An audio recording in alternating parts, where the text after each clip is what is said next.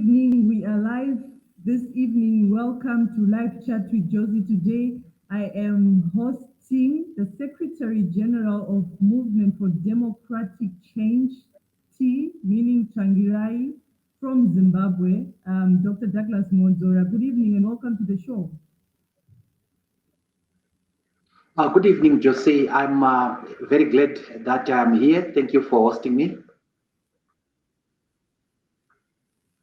You are welcome. So it's a culture here on Live Chat with Josie that I'll ask you to relax and I want you to introduce yourself. Who exactly is Douglas Mwonzora?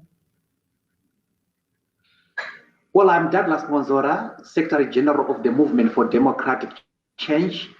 I am the Senator for Manicaland Province, and I am the former co-chairperson of the COPA, that is the group that made the Constitution of Zimbabwe. I am a lawyer by profession, and I worked for about 18 years as a law lecturer at the Great Zimbabwe University, as well as the University of Zimbabwe.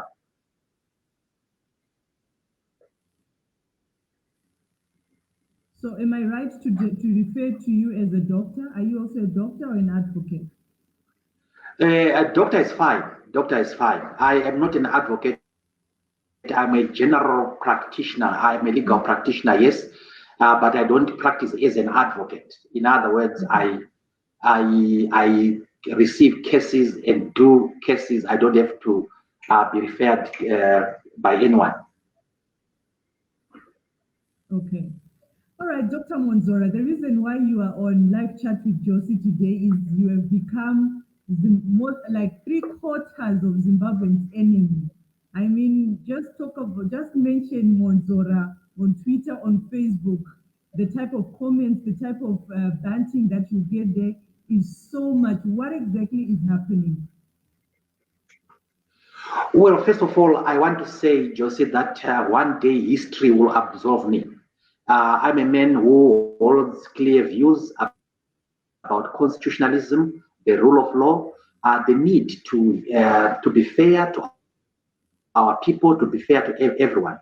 What happened is that the Supreme Court of Zimbabwe made a judgment that decided the leadership question within the MDC. My own view was that we should follow the Supreme Court judgment, hold the extraordinary Congress, and vote a leader of our choice through the extraordinary Congress.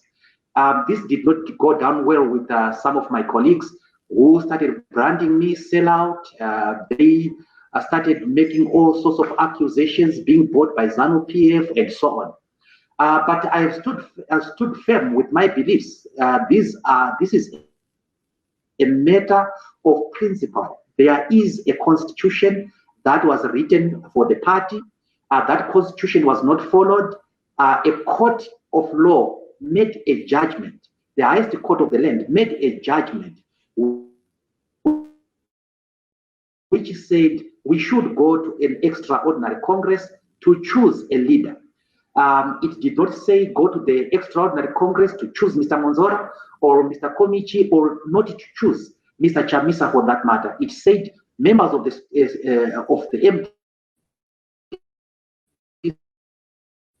MDC must act. That Chamisa had been elected by a national council of 198 people. But if you go to the extraordinary Congress, it is made up of 4,500 people. So basically, I agree with that, because the 4,500 people must make the decision. And this is what must be followed. I do not see what anybody will lose by abiding by the court judgment and the constitution of the party. Okay.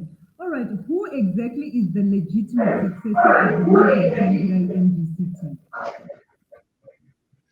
The legitimate successor of Morgan Tsvangirai is a person that will be elected by the extraordinary Congress. This is in terms of the constitution of the party, clause 9.21.1. It talks about what happens when a president dies. The party must hold an extraordinary Congress made up of 4,500 delegates and elect a new leader. The same clause deals with what happens if a national chairperson dies. If a national chairperson dies, then the deputy national chairperson takes over until the next Congress.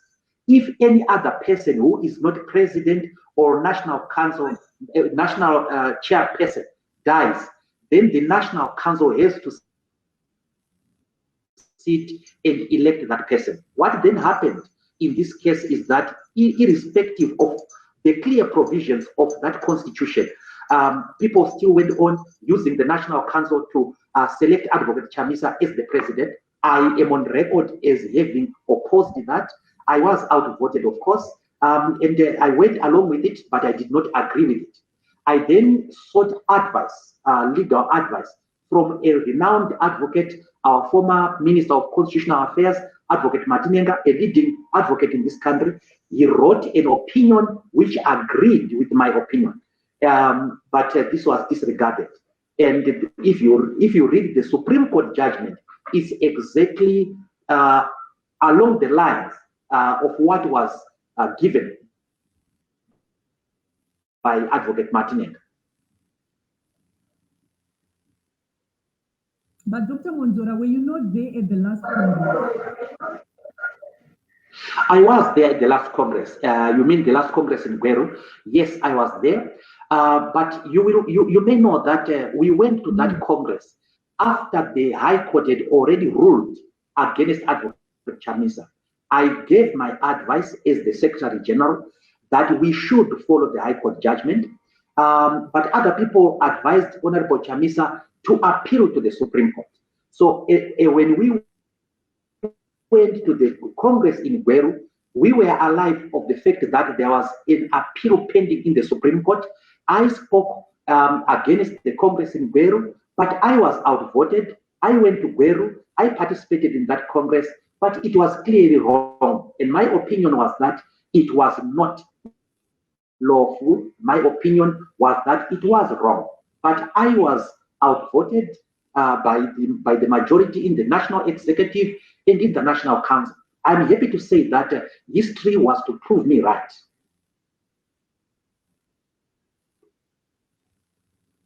All right, Dr. Mwonzora, let's go back to the past 2018 elections. How many?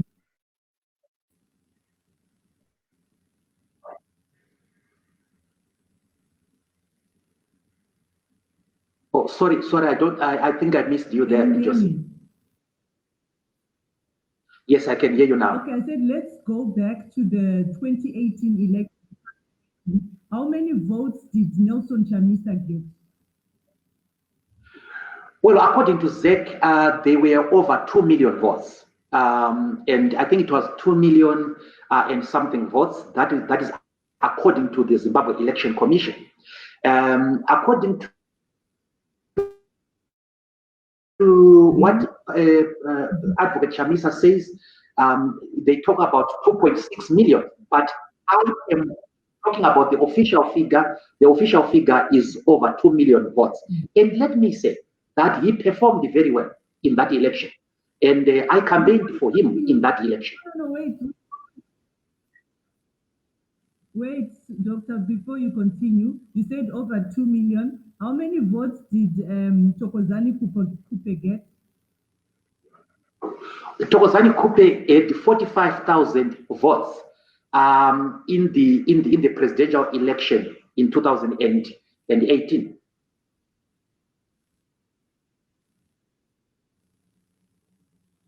And how many votes roughly did President Mnangagwa have? Almost similar, same number with Advocate Chamisa. I may not have the exact figure here, but it was, I think it was, according to ZEC, I'm talking about the ZEC figures here.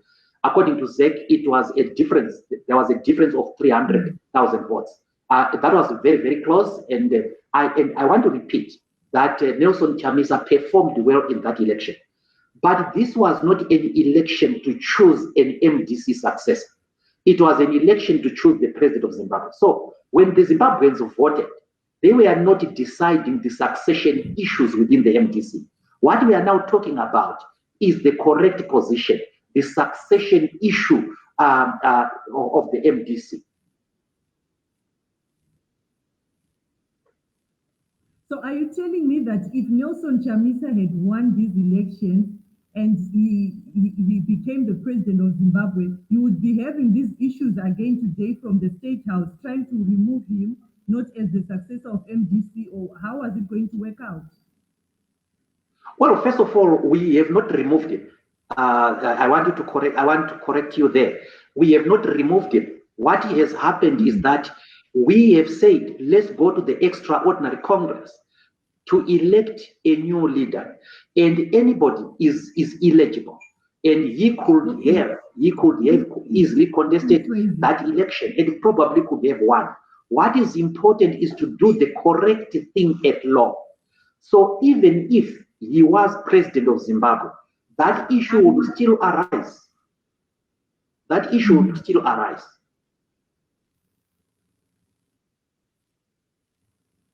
So in other words, you're saying that the MDC that people voted for and people have hoped for, the house is not in order, right?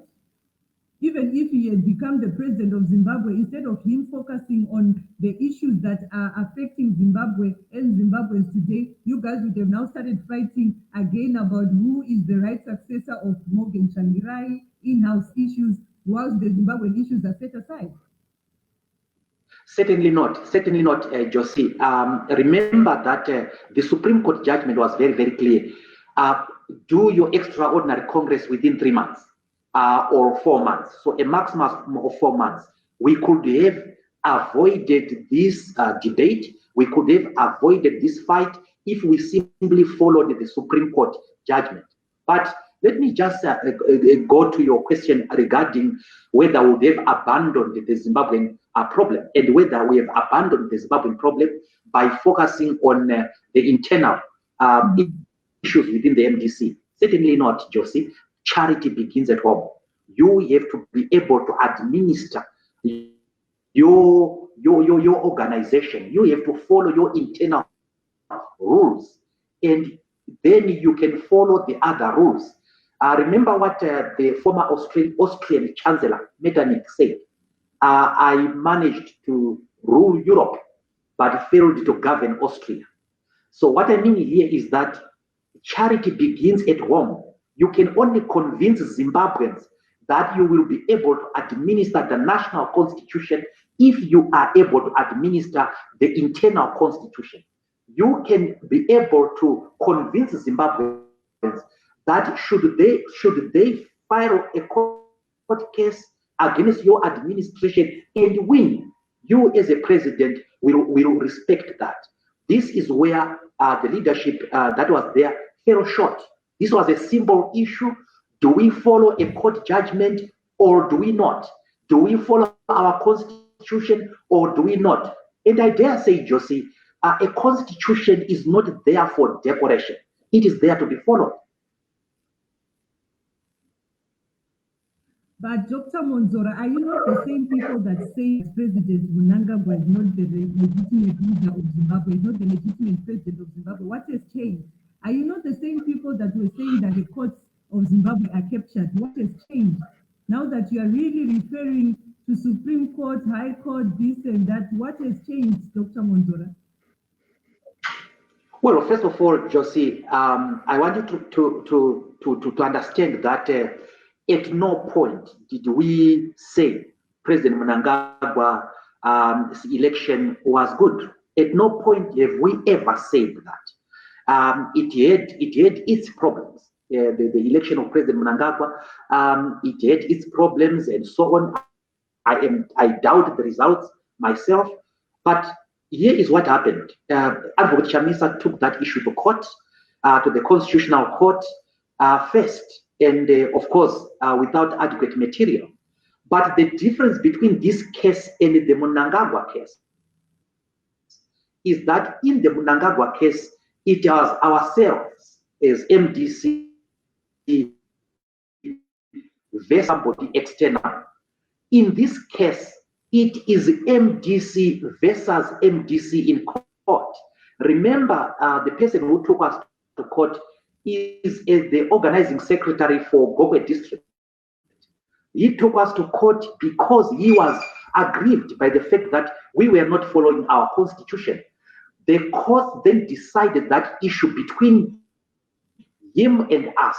In my respectful view, it is the hallmark of arrogance not to follow the court judgment which has been given in favor of your own member. This is MDC person who has challenged the MDC leaders, and the courts have made a judgment in his favor. Why should we not follow it? Because some people think that because it's too low, and I've heard people saying that he's too poor, he is too low in life. That is the hallmark of arrogance. I think that this person should be celebrated. He spoke truth to power. He took us to court. He defeated us. And we must accept that. And you must do what is correct. And what is correct is simply to go to the extraordinary Congress, have a person elected, whether it's Chamisa, whether it is anybody else, it doesn't matter. But you have given the MDC people the 4,500. They are right. What is happening, what is they are attempting to do is to circumvent, number one, the constitution of the party, number two, the court judgment. And by the way, the person who took this matter to the Supreme Court was not Mr. Mashavira, it was Advocate Chamisa himself. He went to court himself, and then he lost. Just like you have read about these other cases, we are not the ones going to court. It is him and his group who are going to court. The very court that they say is captured, they go to that court. They've gone right now in a space of 2 months. They've gone to that court on 6 occasions.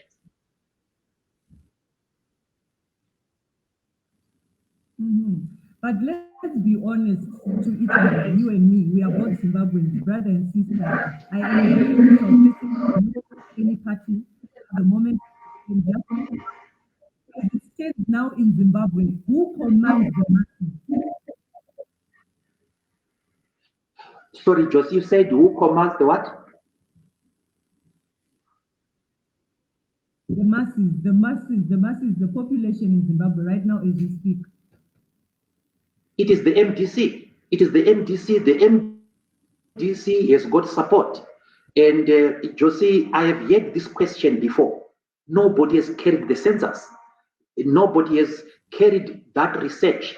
What you see on social media, what you see on WhatsApp, and what you see on Facebook is quite misleading. This is because the majority of the Zimbabwean people are yet to speak on this issue. What is popular in Zimbabwe is the movement for democratic change, and the leaders that it will put across will be elected on the basis of their membership of the movement for democratic change. You have to be clear there.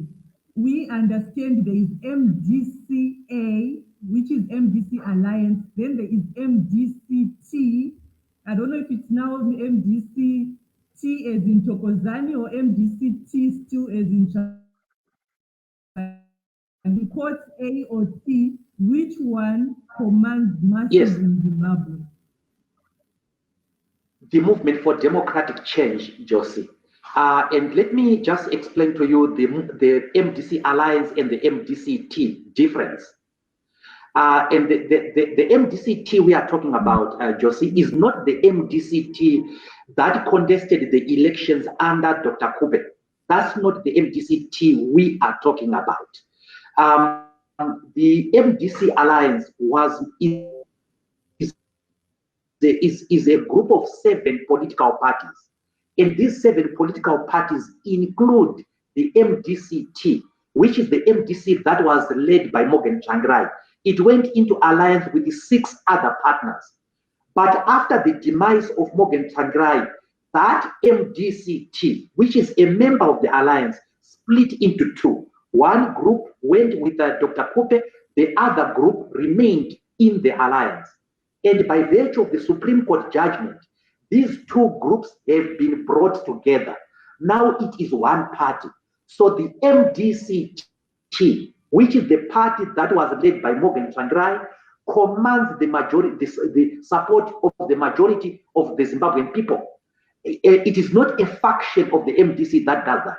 The MDCT, left by Morgan Tsvangirai, commands the majority of the following in Zimbabwe.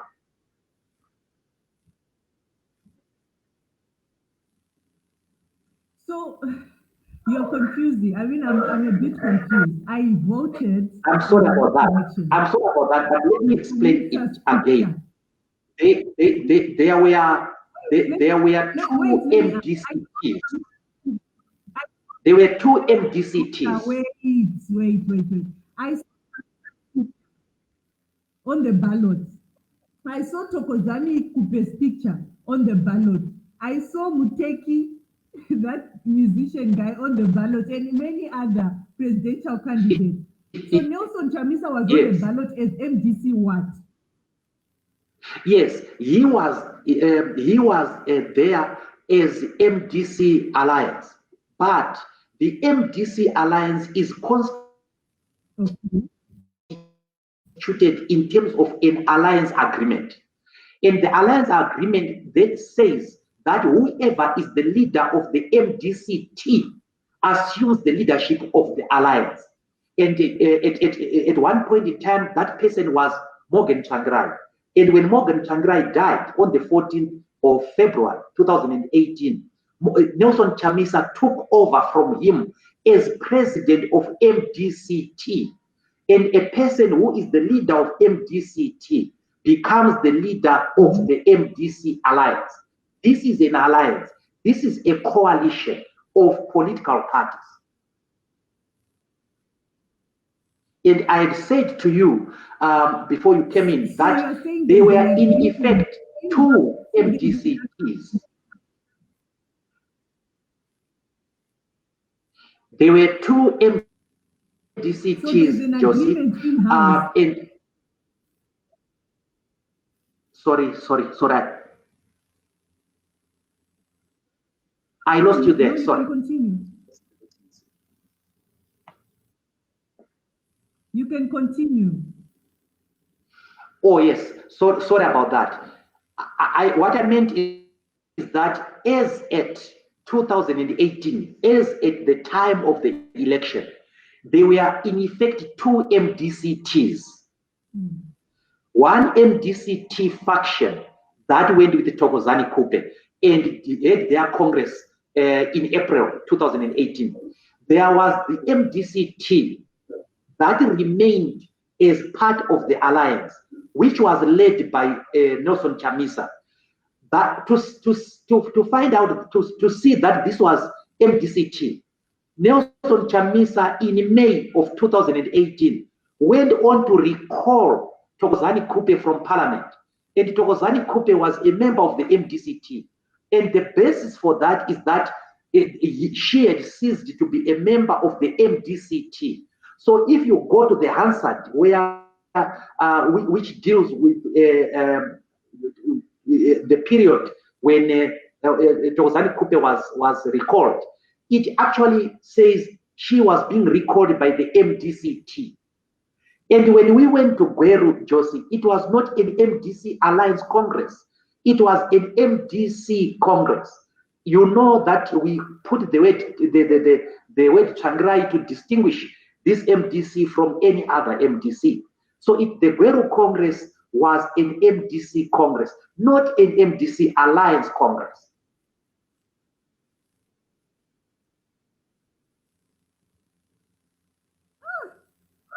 Okay. You know what, Dr. Mwonzora, I think your house is not in order, and you guys are playing with millions and millions of Zimbabwe's mind. Certainly not, Josie. That is exactly what is happening now. It is to the It is to the benefit of Zimbabweans that the major party, which has a possibility of running their affairs, follows its constitution. It is a blessing to Zimbabweans that we have men and women who stand for constitutionalism, who stand for the rule of law. Remember when we did the constitution of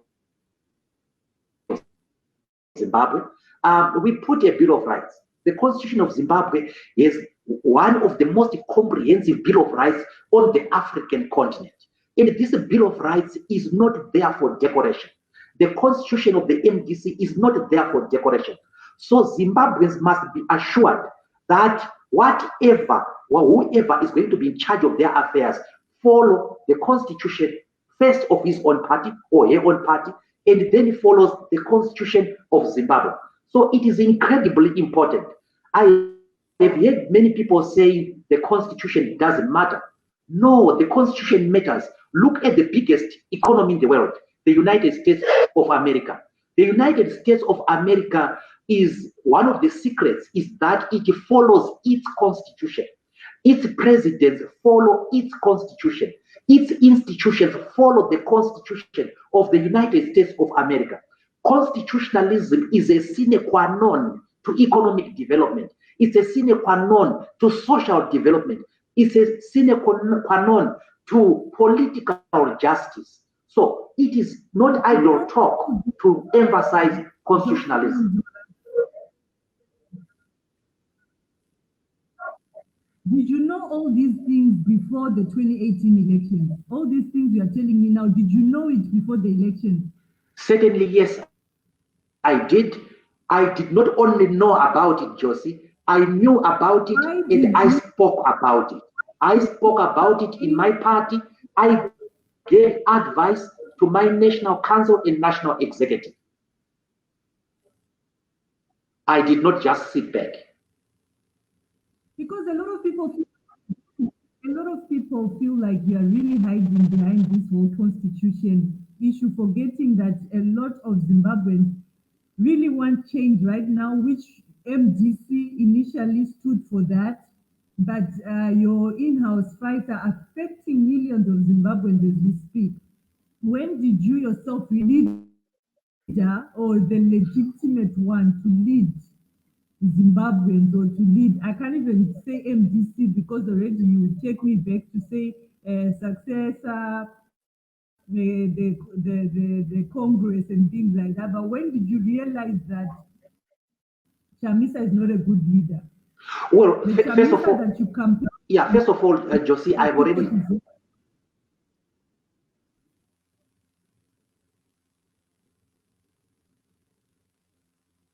Well, first of all, Josie, I have to say that I knew of these things and I spoke against them. The fact that millions of Zimbabwe follow you is no excuse why you should not follow your own constitution. And at any rate, Josie, if people had not argued about this, we would be having our Congress and we will be moving on. It is because some people have become resistant to constitutionalism.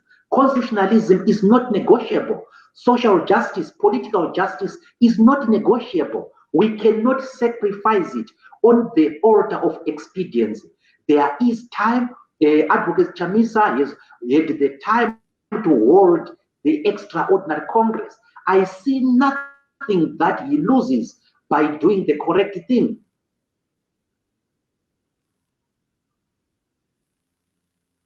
So you did not conspire with Chamisa to maybe to change the constitution in your favor, and now because Chamisa is the masses, or maybe because you lost during the Congress, now you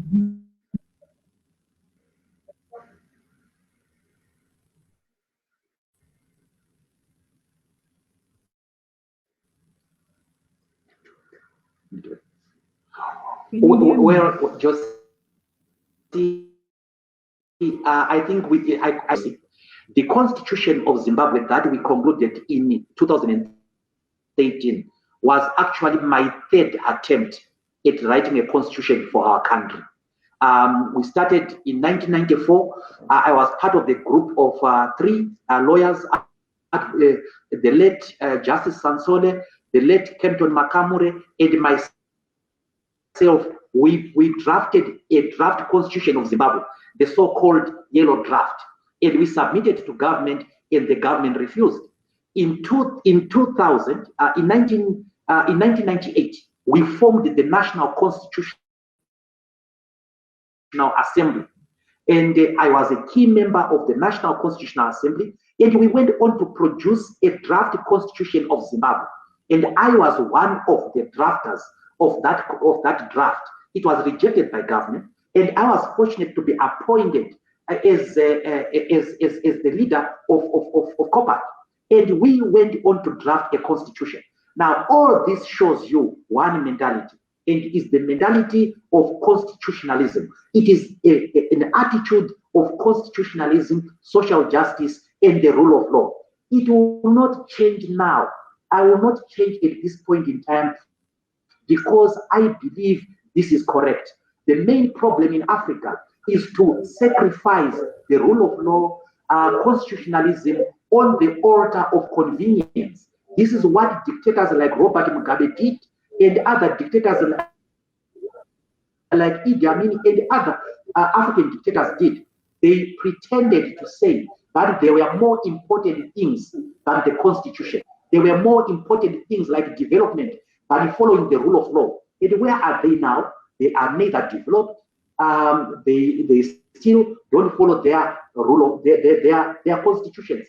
Here is an opportunity that we must follow our constitution. And I want to go back to say, I do not see what Welshman will lose, what Tendai Biti will lose, what Nelson Chamisa will lose by following their constitution, by following a simple court order. I don't see what they will lose.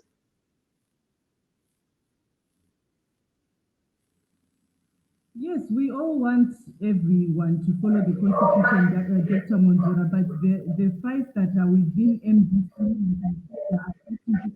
do you yourself want to lead the MDC? Well, it's not a question of whether I want to lead the MDC or not. It is a question of what the MDC members want. And I won't choose myself, even if I wanted to lead. It's not up to me. The first process is that the provinces have to nominate you. The second one is that you have to be elected.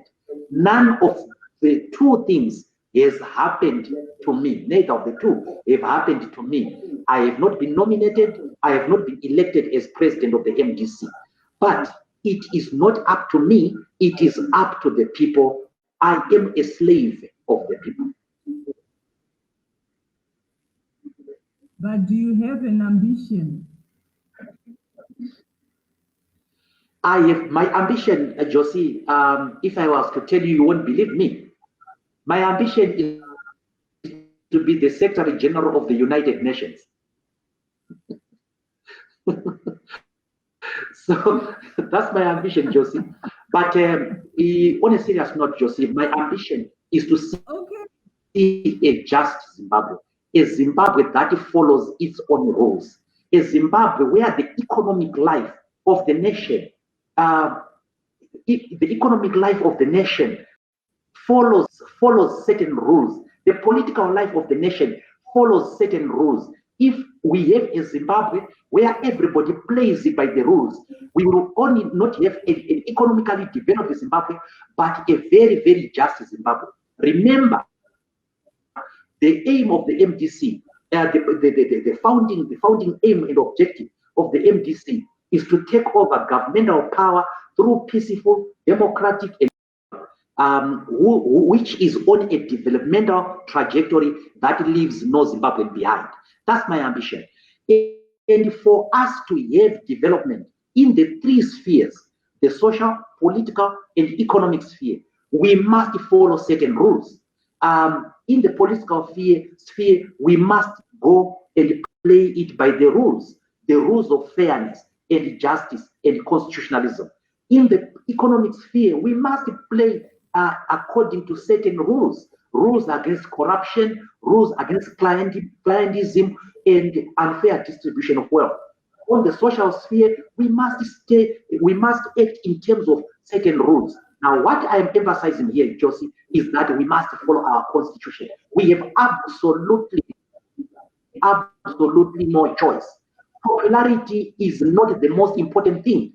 There is no person right now in this country who is or was as popular as Mugabe was in 1980. How do you? Mugabe was unfathomably popular in 1980. And what did he do? He did not play it by the rules. He did not follow the constitution. And we are in a sorry state. But how do you convince people to vote for you if you're not popular, if people don't like you? Do you think today, if elections are held, Dr. Mwonzora, you or Dr. Kupe can win the elections in Zimbabwe? Well, I think you underestimate me too much. I think I have been winning elections in my own party.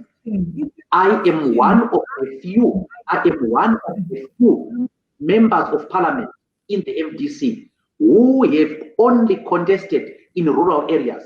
I have never gone for cheap seats like in the towns and so on. I have contested in the rural areas and won. In 2008, I won in Nyanga rural constituency by 5,000 votes. I had 8,500 votes and my opponent had 3,000 votes in a rural area. So the MDC can win elections. Remember, this is the MDC, the leadership you see in the group that you are calling unpopular, is the exact leadership that won the 2008 elections for Morgan Tsvangirai. Thokozani Kupe was the vice president. Elias Mudzuri was the national organizing secretary. Morgan Committee was the deputy national organizing secretary. So it is a leadership you can hardly underestimate. But let me say, you have not subjected us to any test. You have not subjected us to any election. And therefore, there is no basis to rule us out. Dr. Mwonzora, Morgan Tsvangirai was very popular. Politics is all about popularity. Nobody's undermining you. It is just a question. Let's assume the people nominate you and you are voted as the leader at the Congress. Do you see yourself ruling Zimbabwe, becoming the president of Zimbabwe? Do you see millions of Zimbabwe voting for you, 2 million plus people voting for you? I would not only have 2 million, Josie. Myself and my team will have more than that. Remember our target, the MDC target for 2018 was not 2.6 million votes. It was 4.5 million votes. And remember that in 2018, a total of 4 million voted for both Nelson Chamisa and Emerson Mnangagwa and the other candidates. A total of 4 million people voted, slightly 4 million plus. In a country where we have 9 million registered voters. Now, why did the 5 million people not vote? Why were they not attracted by any of the candidates? What is it that they found short in both candidates? So yes, we will win, and we will not win by a small margin. We will win very, very, very, very well. So there is no basis for denigrating this leadership. There is no basis for pessimism on this leadership. Yes, you have talked about Morgan Tsvangirai. He was incredibly popular. And how do you know that? You saw his rallies. You saw his election performance. You saw him interacting with Zimbabweans. Now, you have not seen any of our rallies, have you? No. You have not seen any of our electoral performance, have you? No. So what is the basis for undermining this leadership?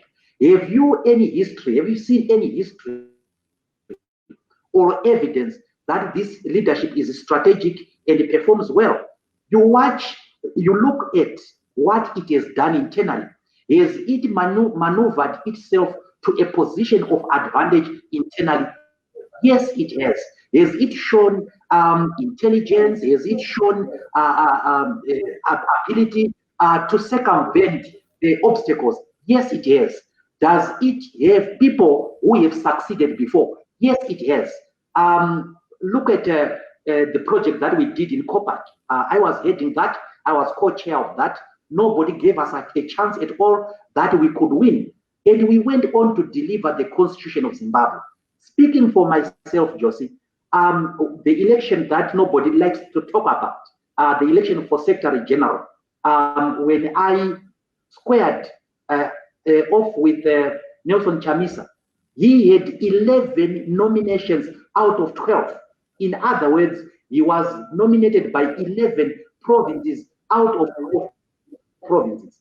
I only had one nomination, but I went on to bet with him that I was going to beat him by 1,000 votes. I went on to beat him by 859 votes. So we have shown ability, we have shown an ability to fight from a position of disadvantage, but you have not tested us. And therefore, there is no scientific basis why you should, at this juncture, write us off, Joseph.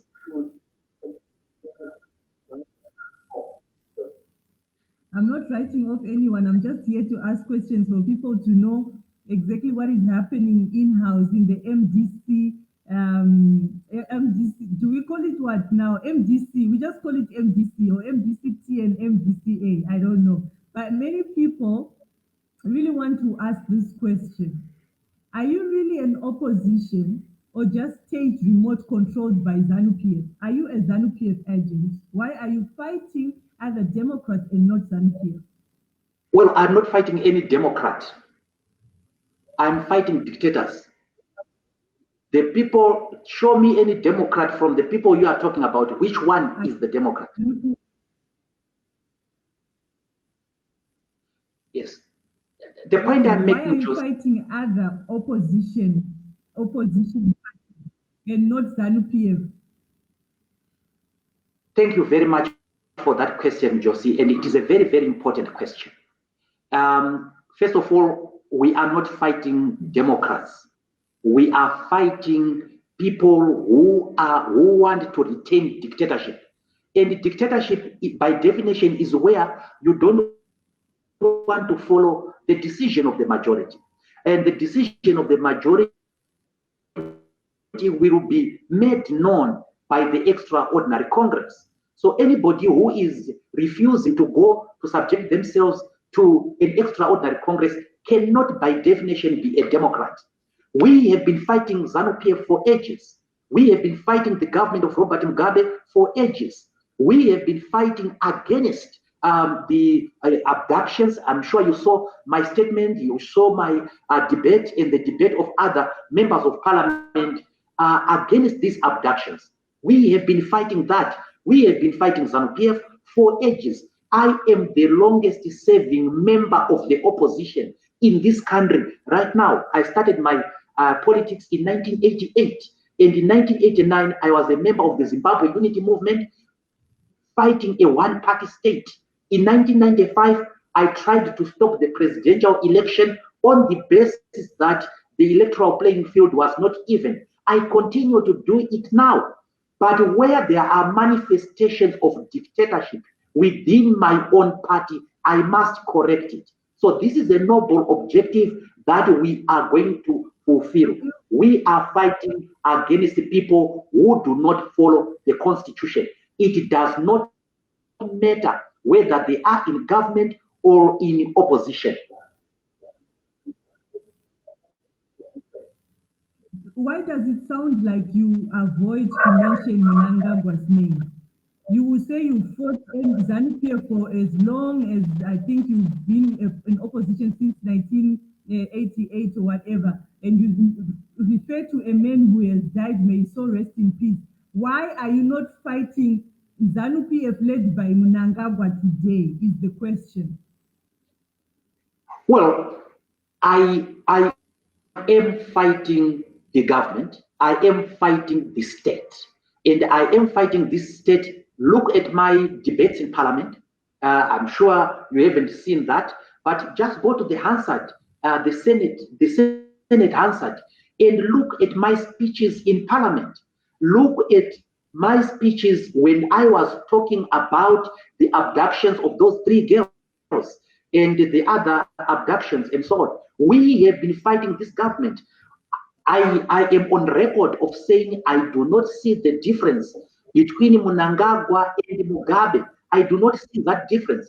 I do not absolve Mnangagwa for what was done in this country because he was part of the administration of Robert Mugabe. He was a key minister since 1980. He was there during Bukura Wundi. He was there when 300 of our youngsters were murdered in cold blood in 2008. And he is there now. He is not running this economy in the manner that I would want. I have never said that his government is good. So, but people always want to donate you to ZANU-PF. People want to donate you because you think different. You say things that they don't like. Then they call you ZANU-PF. This is part of the label and condemn method used in communist dictatorships. It is anachronistic. Whenever you differ with people, then you are ZANU-PF, then you are Mnangagwa. No, it doesn't work that way. But let me just go to say, when ZANU-PF performed all these dastardly acts, it was a united party. It was made up of those people who now call themselves G40. It was also made up of those people who now call themselves Lacoste. There is no better ZANU-PF, Josie. So people who are not being with Jonathan Moyo and this murderous Chipangano group think that they are in opposition. They are working with ZANU-PF. They are working with Mugabe's people. They are perpetuating Mugabe's legacy. And their style of leadership is Mugabeism. Whoever differs with you, no matter how convincing their argument is, how legitimate their argument is then automatically labeled ZANU-PF. Remember, Tendai Biti left the party, he was labeled ZANU-PF, and Welshman Ngope left the party, he was labeled ZANU-PF, and Job Scala left the party, he was called a CIO and ZANU-PF. This is simply how these people look at opponents or people who think differently in the party. We are there to change that culture. We must look and respect all opinions. We are certainly not ZANU-PF. Nobody in this country on the current crop of leaders who are talking now has been arrested as many times as I have been. Nobody has been harassed more than I have been done. More than what has been done to me. Nobody has been arrested a record 34 times. Nobody. I have been in detention, fighting Robert Mugabe and his government. I don't suddenly become ZANU-PF because I have dared to say, let's follow a court judgment. Let's follow our constitution. That does not define you as ZANU-PF if you do that. By the way, I have never had business dealings with Mnangagwa or no professional relationship with them. And if anybody has evidence of this, they should just bring it to the fore. But these are accusations that are baseless and so on. And let me tell you how I feel, Josie, about these accusations. The very same way that Chris Hani would have felt if his colleagues in the struggle labeled him an agent of apartheid. That's how I feel.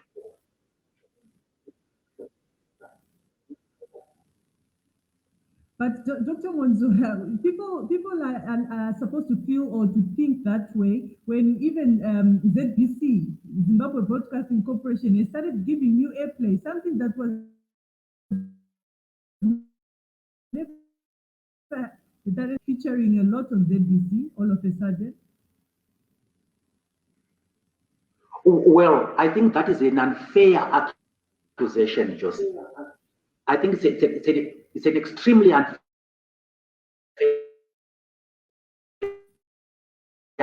accusation. No, there have been news. There have been news. I have been at the center of news. For example, Joseph, there was a fight in the courts, and we won that fight. It is news, and I was at the center of it. There was a fight in parliament with these people trying to recall members of parliament, including myself, and we fought over that, and they were recalled. We won that battle. We won that fight, and that is news. I was together with my colleagues. We were able to take our headquarters without anybody being injured, without any violence, very, very peacefully. We were able to maneuver our way. That is news. Whether you are BBC or whether you are ZBC or whether you are your channel, you will look at that as news. So simply because there has been news is not an excuse to then say you are being favored by ZBC. There has been news. When Advocate Chamisa took power in Buera, he took power unlawfully. Did ZBC not air that program? It did. It did make him ZANU PF. Can I ask something? I wanted to ask. Yes. How many times did you feature on ZBC when you were still with Chamisa? I did not count that, but certainly I'm sure you know that I was the spokesperson at one point in time of MDC. I'm sure you know that. I'm sure you know that in 2013, I was part of a campaign by Morgan Tsvangirai as its spokesperson. This is the first time that Zimbabweans are witnessing this kind of political fight. And let's be fair, where people are involved in a duel and you lose that duel, you can't then try to explain away your loss by simply denigrating people. Now look at my accusers. All they need to do is to bring evidence to the social media, to bring evidence to the public of what they say is my relationship with ZANU PF. They took me to court. I won against them. And then suddenly they don't say that I had superior legal arguments. They even ignore, Josie, that I argued one of the most important cases, Political Parties Finances Act. They don't even consider that I was a lecturer of law, that I am a legal practitioner of 30 years experience. And when I win a case, they don't give me credit. They say it is ZANU PF. When they win, it is them who have won. Don't you see that there is some duplicity there?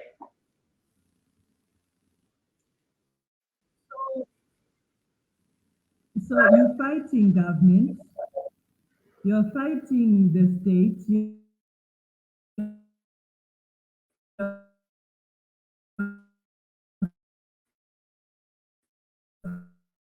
fighting today.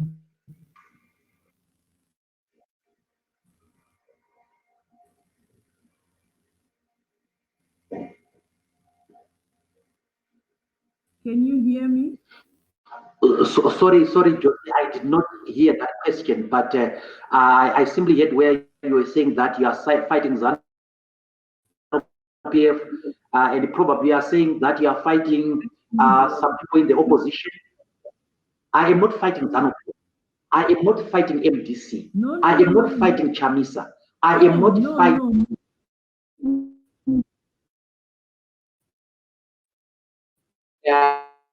Uh, No. Sikala. I Can I am political.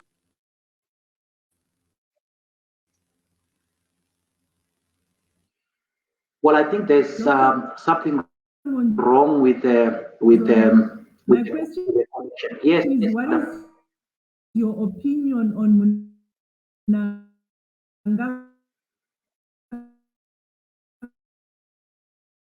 leadership as we speak today in Zimbabwe?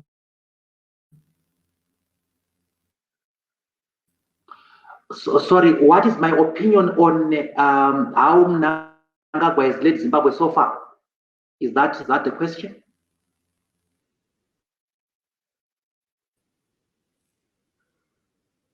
Well, if that is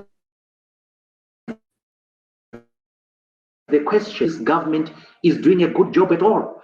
I don't think that it has led it has dealt with this economy in any committed way. I don't think that the democracy has been advanced in Zimbabwe at all. That is why I am in the opposition. But that is no excuse for people to be dictators within their own parties.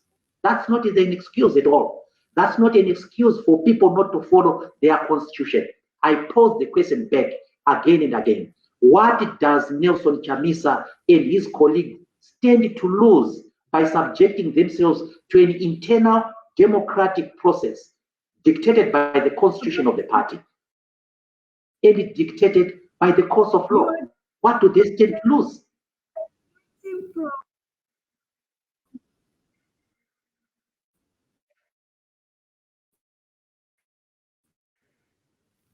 Mwonzora.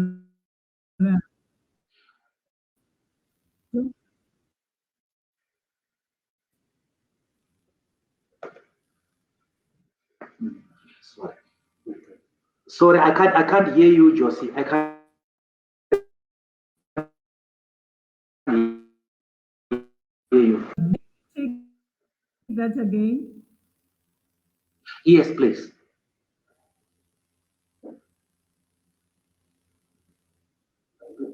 Okay. I said this interview is not about Chamisa only.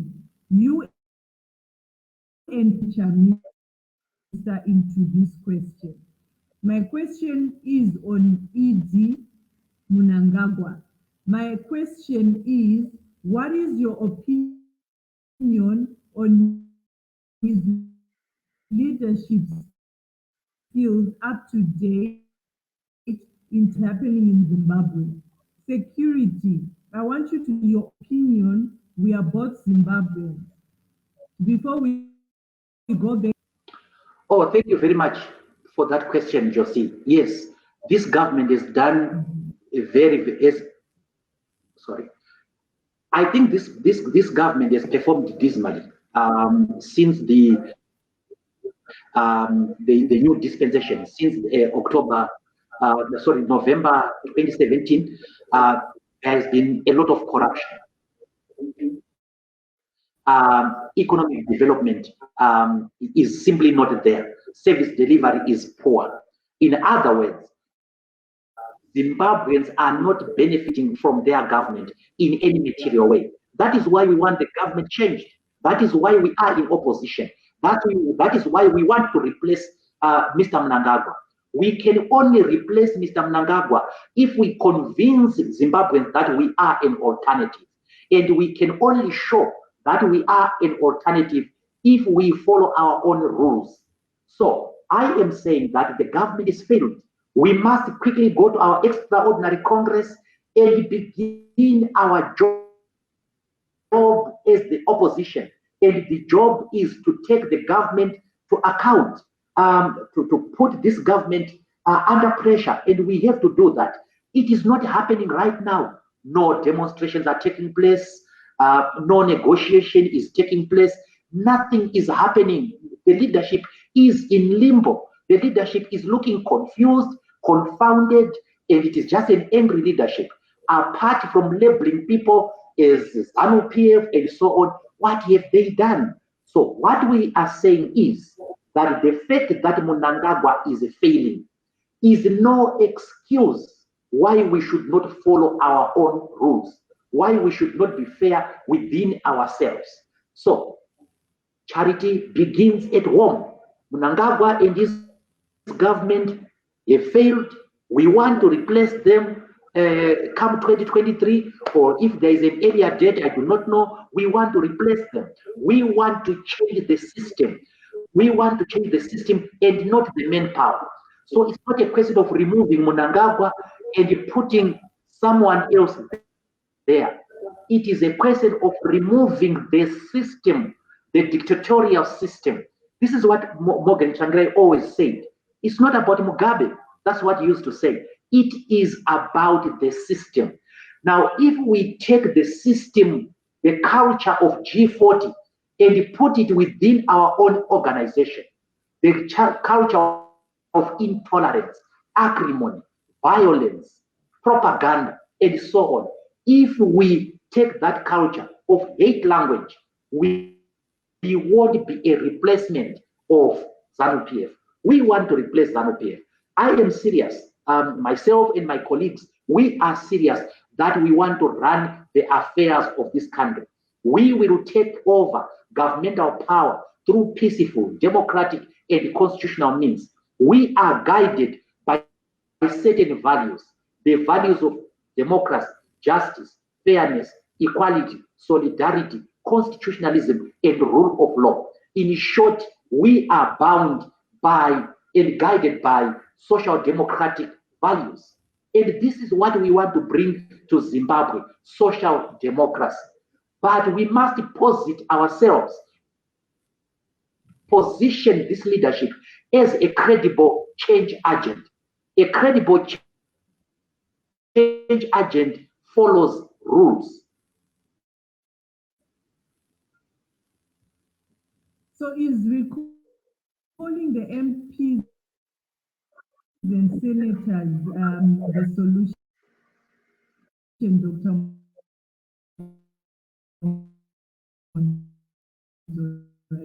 Let me just speak.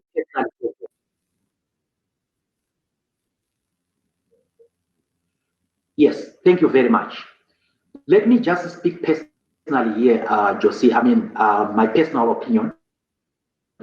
It is regrettable. It is very, very regrettable. And it is a painful exercise to have to sign a letter of recall of a member of parliament. The decision has not been an individual decision, as many people would say. The standing committee said, the National Council said, and it decided on recall. And the Secretary General, as an officer, then writes, communicates to Parliament about recall. And these recalls are happening because these people who are being recalled have ceased to belong to the MDCT, not by our suspicion, but their own declarations. They have said that they now belong to the MDC Alliance Party, different from the MDC Alliance. They have now said we belong to the MDC Alliance Party. The MDC Alliance Party had a constitution which was launched 2 days ago. Now they say they belong to another political party. In terms of clause 5.10a of the MDC constitution, once you join another political party, once you form another political party, you automatically terminate your membership of the MDC party. Now, we did not fire anybody, Josie. They terminated their membership. Dr. Mwonzora, you came out before elections convincing voters that MDCA successfully registered with ZEC as a distinct political party. When did this change, and why were you part of unconstitutionalism as constitutionalism since 2016 to date? Josie, you have posed two questions. The first one relates to the interview I had outside the High Court, outside the nomination court, which talked about the MDC alliance being a political party. Now, the background to this, Josie, is that the MDC alliance was going to contest as one. The 7 political parties were going to contest as one. And on the ballot paper where it says political party, it was going to appear MDC alliance. But you may know that there were electoral regulations that had been promulgated to deal with these elections. In that election, a political party was defined as any political organization. So it was in that context that for purposes of that election, it was a political party defined as such by the electoral regulations that existed. But the elections they have come and gone. Now, what is the MDC Alliance? The MDC Alliance is a group of political parties. Yes, it is a political organization, but it is a group of political parties constituted in terms of the alliance agreement. And the alliance agreement says what it is. It says this is a group of political parties. It goes on to say in clause 2 that all the political parties who are constituent members of the alliance shall be independent. It says they should be independent. In other words, unlike political parties, the MDC alliance did not have a constitution. It had a constitutive document, which was the alliance agreement. It is only 2 days ago that the MDC alliance produced a constitution and launched it. So typically, Joseph. All right. So can you ever work with Nelson Chamisa? Sorry. Can you ever work with Nelson Chamisa again? If yes, under what circumstances? Well, why not? Why can't I work with him? I have nothing personal with him. My dispute with him is over principle. He must follow the constitution. He must follow court orders. And I am very firm on this one, and I speak to him as my young brother. If we are to have the future in this country, we cannot build our future on lawlessness. We can only build our future on certain principles. We build our future on following our constitution. So if he follows the constitution, if he abides by the rule of law, get rid of this hate language, intolerance, acrimony, violence, why not? Why should I not work with him? He's a fine young man as far as I'm concerned. I have worked with him over the years. And I know what he is capable of. He knows what I am capable of as well. Is he violent? Well, violence has been committed in his name. For example, we were almost victims of arson in Buyera by the vanguard who were doing that in his name. And it's something that I don't approve of. And I have challenged him to say he must denounce violence. Violence that is being directed at members of my family, at my person, for what?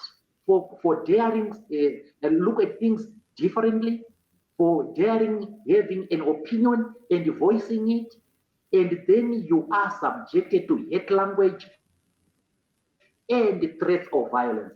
I do not agree with that. And I do not respectively agree with him on not following the Constitution.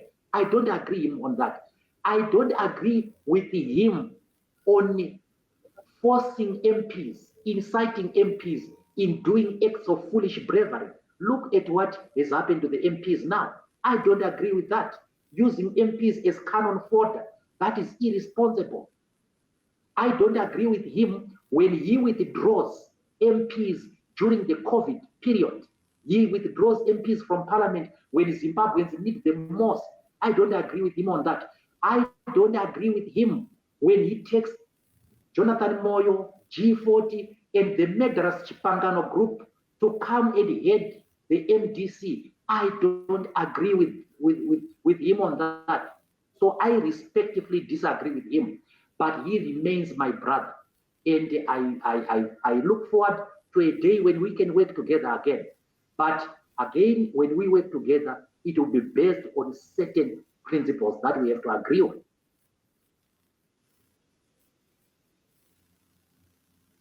And you also came out publicly saying you were spying on Nelson Chamisa. What did you exactly find out?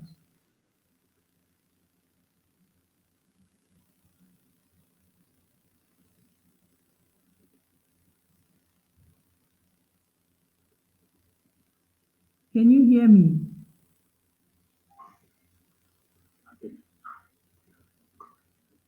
Network. Did you hear my question? Yeah, if you hear me, Josie, I can see you, but I'm not so sure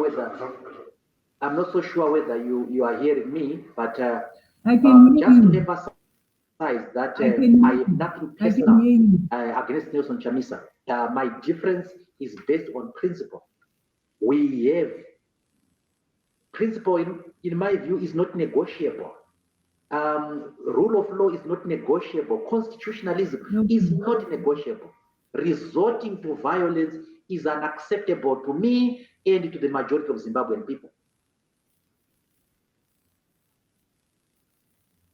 Okay, Doctor, you came out publicly saying you were spying on Nelson Chamisa. What did you find out? It's not me. I think you missed it there. I never said I was spying on him. I think you are talking about the interview, the statement by Honorable Committee, not myself. I never spied on him. I never spied on him, and if he were, no, it was not me. So if he were to be honest, I am one of the people who always gave him advice in private, and I spoke my mind to him, and I'm happy to say that what I want him came to pass. What I want him of came to pass.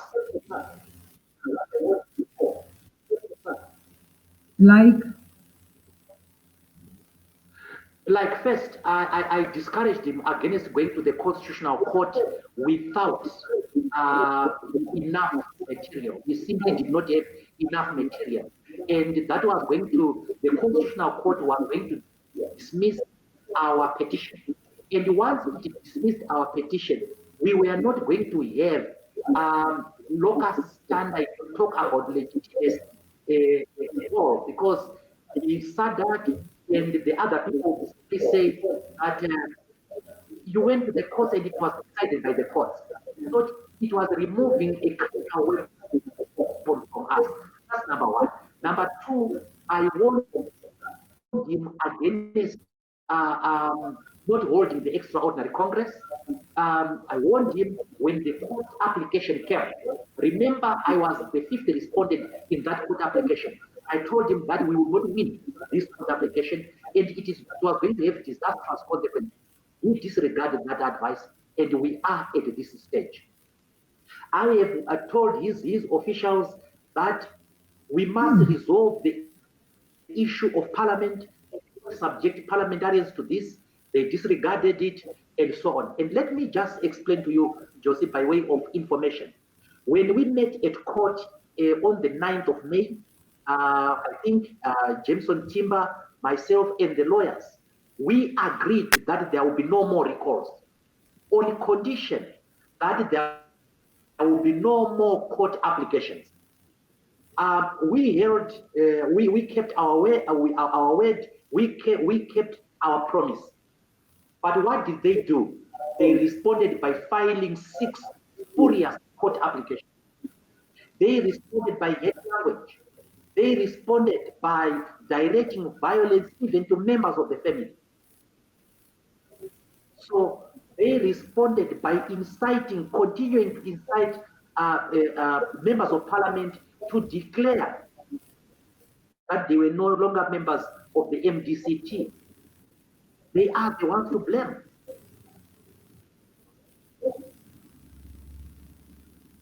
So when did you last speak to your young brother?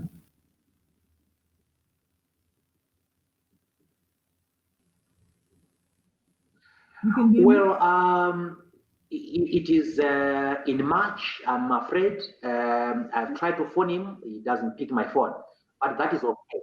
What we also did is we sent Engineer Mwonzora to try to fix a meeting with him. He refused. So we have made effort. He simply did not take us seriously, and that is his choice. We are not going to give up on constitutionalism, the rule of law. We are not going to give up on values. We are a social democratic party that values the values of democracy, justice, fairness, equality, constitutionalism, solidarity, and the rule of law. That is not negotiable at all.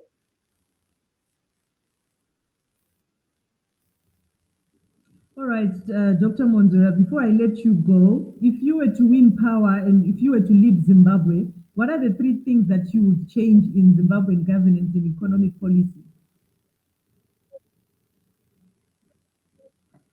Well, first of all, Zimbabwe will be a friend of the world. It's fundamentally important that Zimbabwe doesn't look east or look west or look north or look south. It must look everywhere. So the most important thing is that it must engage the international community, and it must engage the international community on a quid pro quo basis. There must be a movement, a tangible movement in the sphere of political, economic, and social reforms to match with the international engagement. So it is critically important that you have international engagement. Number 2, we have to punish corruption. There is massive corruption in this country, even corruption when the nation is faced with the COVID pandemic. People steal from the COVID fund. The corruption will be a punishable offense, and we will have to increase the punishment for corruption. That's number 1. Number 2. Number 3, every Zimbabwean must feel important. Every Zimbabwean's opinion must matter. And there will be no intolerance, there will be no violence, there will be no disregard of the rules, there will be enforcement of the constitution without fear or favor. So as an administration, we are reform-minded. We are going to pursue political reforms, economic reforms, and social reforms. So when we leave the Congress venue, and we have our president, we are going to kickstart the struggle for political reforms and other reforms in this country. We have done it before. I was a founder member of the National Electoral Reform Agenda, the NERA. We were instrumental in bringing electoral reforms. The biometric voter registration system was one such reform that we brought. We are going to be fighting for the diaspora vote. The Constitution of Zimbabwe says every Zimbabwean has the right to vote. It does not say every Zimbabwean has the right to vote provided they are in Zimbabwe. It doesn't say that. So every Zimbabwean means every Zimbabwean, no matter where situated. So people in the diaspora, good news is we are going to fight for political reforms, and we are going to fight for the diaspora vote. We will get rid of this hate language. All right, You are not less Zimbabwean because you disagree with me. You are not less human because you think differently. This country is a country of freedom, and we are going to bring freedom to the people of Zimbabwe. You are allowed to differ with me in my political party, in the political party that I'm leading. You are allowed to differ with the president if I am the president without being victimized. This is the leadership we are going to bring.